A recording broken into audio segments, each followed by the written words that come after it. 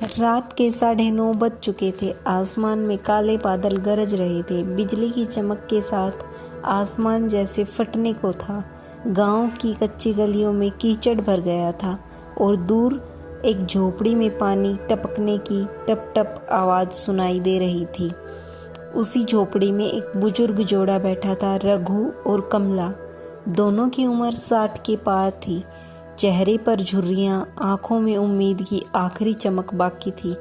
रघु की कमर झुक चुकी थी और कमला के हाथ कांपते रहते थे। कमला धीरे से बोली, आज भी नहीं आया बेटा। कहा था इस बार बरसात से पहले हमें ले जाएगा शहर। रघु ने गहरी सांस ली। हाँ, बोला तो था, लेकिन अब तो 4 महीने हो गए, शायद वो भूल गया हमें। कमला की आंखों से आंसू बह निकले। भूल गया? कोई अपनी माँ बाप को भूलता है क्या? रघु चुप था।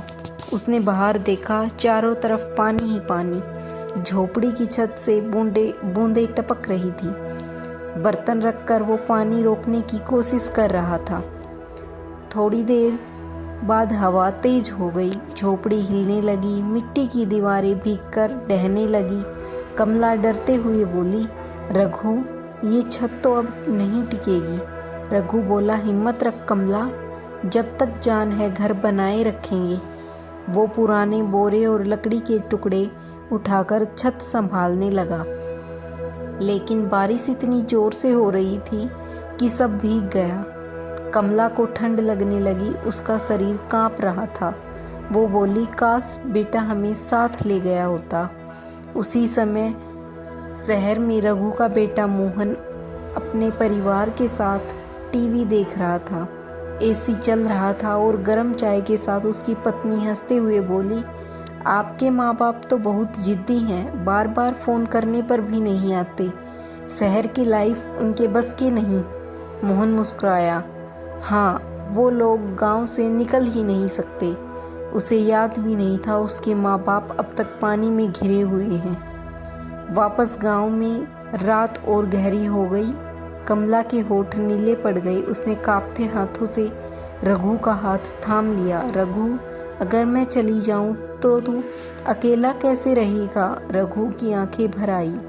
बोला, नहीं कमला, तू नहीं जाएगी। सुबह सूरज निकलेगा तो मैं तेरा इलाज करवाऊंगा। लेकिन सुबह कभी आई ही नहीं। रात की आखिरी बिजली के साथ सब कुछ शांत हो गया। बरसात की आवाज़ धीरे धीरे मंद पड़ गई और झोपड़ी की छत गिर पड़ी। अगली सुबह गांव के लोग पहुंचे तो झोपड़ी मिट्टी में दब चुकी थी। अंदर दोनों एक दूसरे का हाथ थामे हुए थे, जैसे अब भी साथ हों। किसी ने कहा, इनके बेटे ने तो कभी पलट कर नहीं देखा, लेकिन ये दोनों आखिरी सांस तक एक दूसरे के साथ रहे।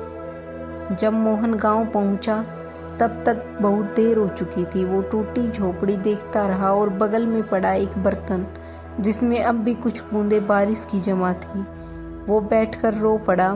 माँ बाबा बस एक बार बुला लेते, लेकिन अब कोई जवाब नहीं था। इस कहानी से हमें शिक्षा मिलती है, माँ बाप को तब याद मत करना जब वो चले जाएं। उनकी ज़रूरत तब समझो जब वो अब भी तुम्हें देख रहे हों। बारिश सिर्फ आसमान से नहीं गिरती, कई बार इंसान के दिल से भी गिरती है, दर्द बनकर।